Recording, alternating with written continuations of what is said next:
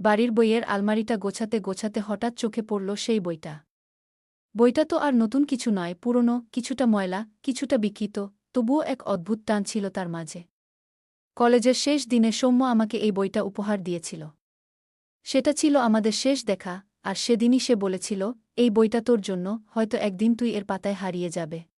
কিন্তু আমি কখনোই সেই বইটা খুলে দেখিনি। হয়তো মনেই হয়নি, হয়তো ব্যস্ততার কারণে। সময়ের সাথে সাথে বইটা অগোছালো আলমারির এক কোণে হারিয়ে গিয়েছিল।